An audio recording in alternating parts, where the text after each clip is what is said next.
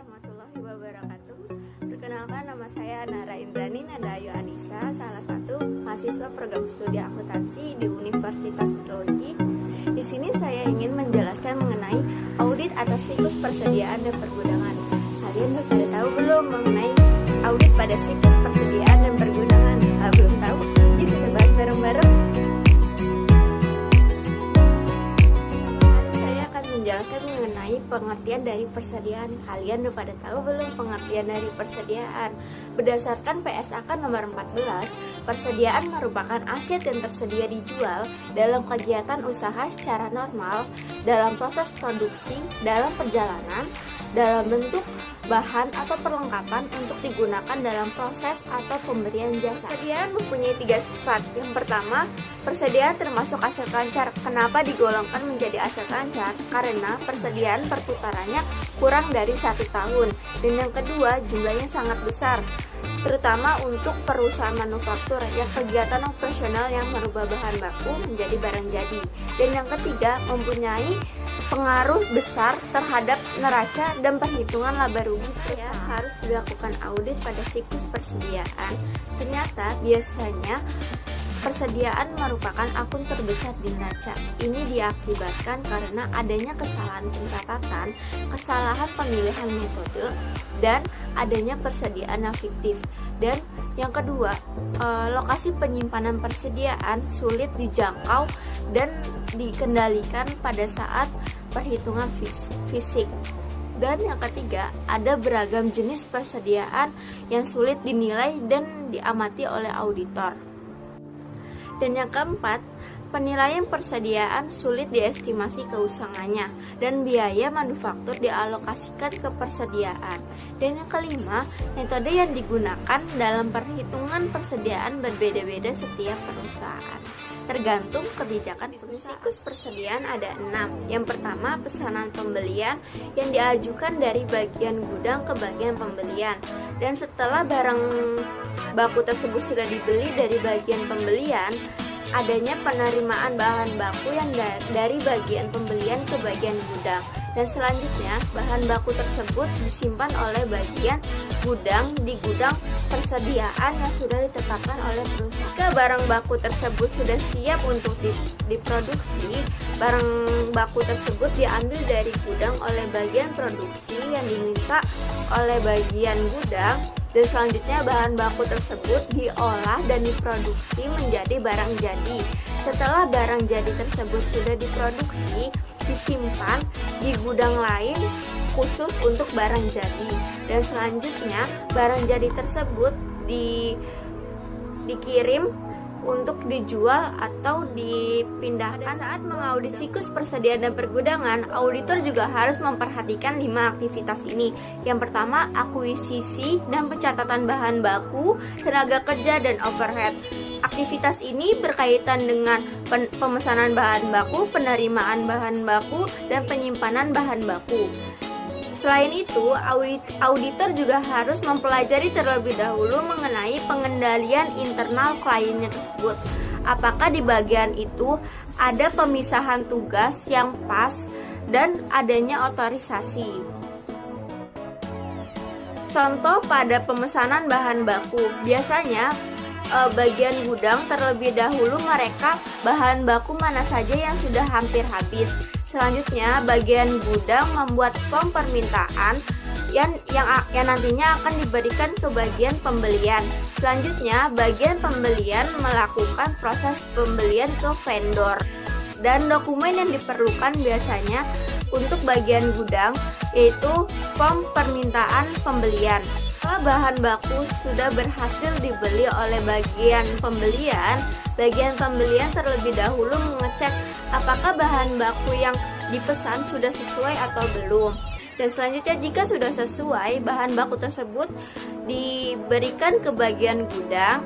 Ini namanya penerimaan bahan baku. Dokumen yang diperlukan yaitu laporan penerimaan barang, selanjutnya faktur pembelian, dan jurnal untuk pembelian. Sama seperti tadi, bahan baku di debit dan utang dagang atau kas di kredit, tergantung sistem pembayarannya. Selanjutnya, setelah penerimaan bahan baku, barang baku tersebut tidak langsung diterima oleh bagian gudang. Bagian gudang merekap terlebih dahulu apakah benar barang baku yang dibutuhkan itu sudah sesuai itu.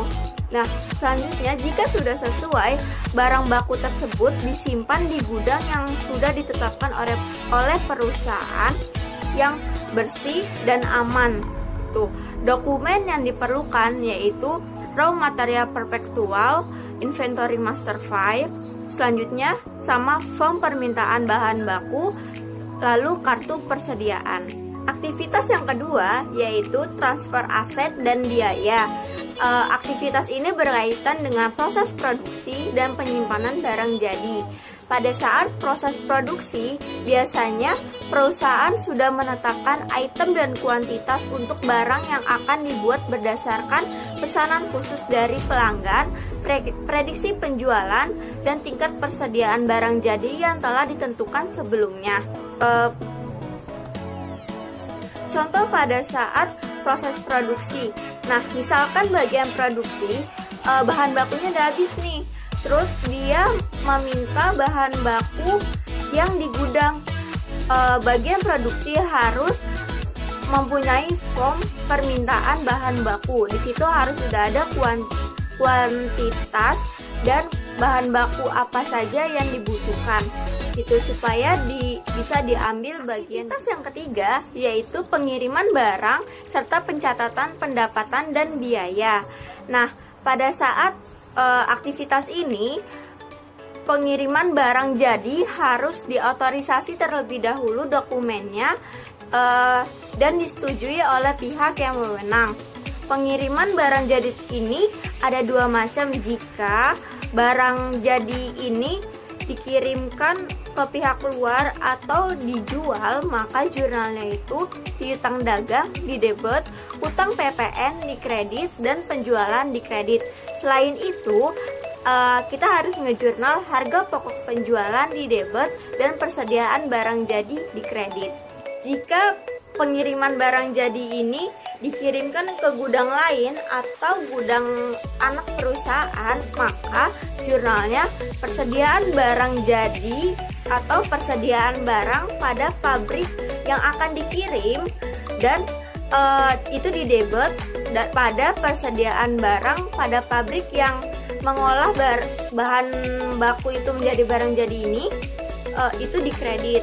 Tuh, dokumen yang diperlukan yaitu bukti pengiriman barang atau faktur penjualan itu untuk penjualan, dan selanjutnya dicatat juga pada kartu persediaan.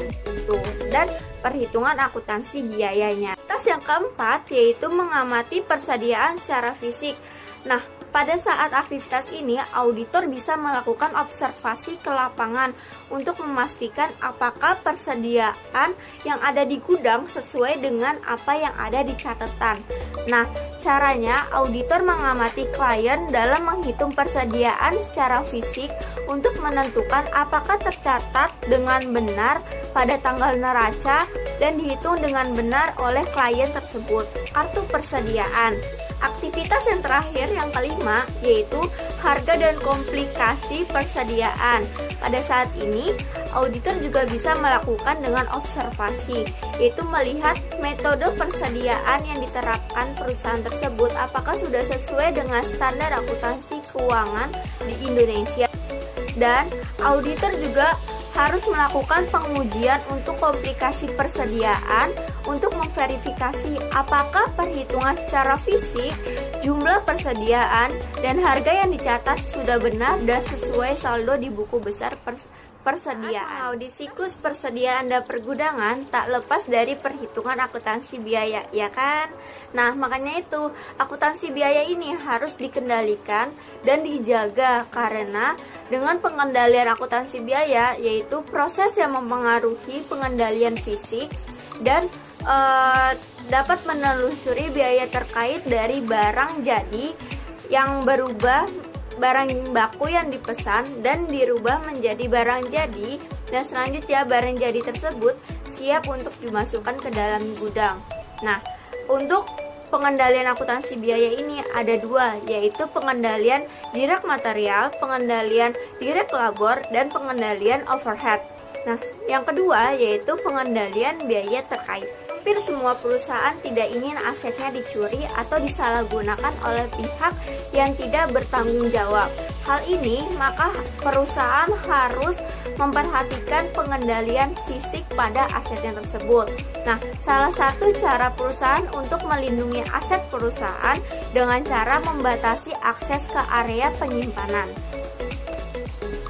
Dan contoh pada siklus persediaan dan pergudangan ini yaitu dengan contohnya nih, barang baku yang diminta bagian produksi untuk dilakukan proses produksi, maka bagian produksi harus mengisi form yang ada di bagian gudang dan harus diotorisasi oleh bagian gudang supaya bahan baku tersebut yang dibutuhkan dapat dikeluarkan oleh bagian di siklus persediaan dan pergudangan ini. Nah, bagian pengujian substantif atas transaksi akuntansi biaya, maka auditor pertama kali harus memahami dan mempelajari terlebih dahulu tentang pengendalian internal kliennya. Nah, terutama untuk sistem akuntansi biaya ini. Nah, selanjutnya auditor tuh harus mengestimasi resiko pengendalian yang direncanakan terutama untuk sistem akuntansi biaya ini. Nah, setelah auditor merencanakan atau mengestimasi resiko pengendalian yang direncanakan, auditor melakukan perancangan pengujian pengendalian dan pengujian substantif atas transaksi sistem akuntansi biaya guna memenuhi tujuan audit terkait transaksi. Nah, perencanaan ini berdasarkan SA nomor 330. Nah, selain itu, auditor juga harus memperhatikan 4 metode pada akuntansi biaya ini. Yang pertama, pengendalian fisik atas persediaan. Pada saat melakukan tugasnya ini, auditor harus mengamati area penyimpanan bahan baku, apakah area tersebut memiliki pengamanan yang ketat dan supaya menghindari pencurian maupun penyalahgunaan pihak yang memegang kunci gudang tersebut. Selain itu, auditor juga bisa melakukan tanya jawab kepada bagian penjaga persediaan mengenai tugasnya dalam mengawasi persediaan tersebut, dan jika hasil auditor yang disimpulkan tidak sesuai atau tidak memadai, maka auditor dapat memperluas kembali pengamatannya mengenai persediaan fisik untuk memastikan perhitungannya kembali. Dan metode yang kedua yaitu dokumen dan catatan pemindahan persediaan. Dalam melaksanakan tugasnya ini, auditor harus memperhatikan dan menyelidiki dokumen-dokumen apa saja yang terkait dengan pemindahan persediaan dari satu lokasi ke lokasi lainnya. Selain itu, auditor juga harus memastikan tanggal, lalu deskripsi, dan jumlah yang dicatatnya itu sudah benar dan sesuai dengan apa yang ada gitu ya, sesuai dengan nyatanya gitu.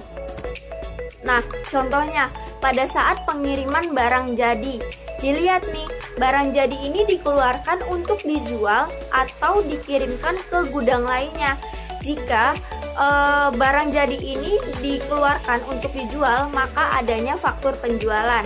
Sedangkan kalau barang jadi ini dikeluarkan ke gudang lainnya, maka tidak ada faktur penjualan, melainkan hanya form pemindahan persediaan ke gudang lainnya. Yang ketiga yaitu dokumen utama perpektual. Nah, di dokumen utama perpektual ini yaitu adanya transaksi-transaksi yang berkaitan dengan keluar masuknya persediaan. Nah, auditor dapat menggunakan file ini untuk memastikan dan menelusuri transaksi-transaksi yang ada pada dokumen utama perpektual ini yang berkaitan dengan keluar masuknya persediaan. Yang keempat atau yang terakhir yaitu pencatatan biaya per unit. Dengan pengendalian akuntansi biaya, auditor harus melihat otorisasi yang ada pada setiap dokumen atau transaksi dan menghasilkan biaya per unit untuk digunakan manajemen dalam membuat asumsi bahwa ketika biaya overhead yang dialokasikan ke barang dalam proses dapat mempengaruhi biaya per unit. Materi yang terakhir yaitu substantif analytical prosedur. Dengan melakukan prosedur analitik, ini tuh bagian penting pada saat mengaudit siklus persediaan dan pergudangan, karena auditor dapat memahami pengendalian internal perusahaan atau pengendalian internal kliennya dan dapat menemukan salah saji secara material pada laporan keuangan kliennya. Dalam melakukan tugasnya ini, auditor dapat membandingkan persentase margin kotor dengan tahun sebelumnya. Nah, kemungkinan salah saji pada bagian ini atau kasus ini yaitu adanya kesalahan pencatatan yang dapat mempengaruhi harga pokok penjualan dan persediaan. Dan selanjutnya, auditor juga dapat membandingkan perputaran persediaan, yaitu dengan cara HPP dibagi dengan persediaan rata-rata tahun sebelumnya. Nah, biasanya salah saji pada bagian ini yaitu adanya kesalahan pencatatan mengenai biaya per unit yang dapat mempengaruhi harga pokok penjualan dan persediaan. Nah, auditor juga dapat membandingkan biaya unit tahun sebelumnya. Nah, biasanya salah saji pada kasus ini yaitu adanya persediaannya rusak atau hilang. Nah, ini dapat mengakibatkan dan mempengaruhi biaya per unit nantinya. Dan nantinya juga dapat berpengaruh terhadap harga pokok penjualan dan persediaan. Selanjutnya, auditor juga dapat membandingkan biaya per unit yang ditambah dengan tahun sebelumnya. Nah, biasanya salah saji pada kasus ini yaitu adanya kompilasi biaya per unit atau salah perkalian yang nantinya berpengaruh terhadap harga pokok penjualan dan persediaan.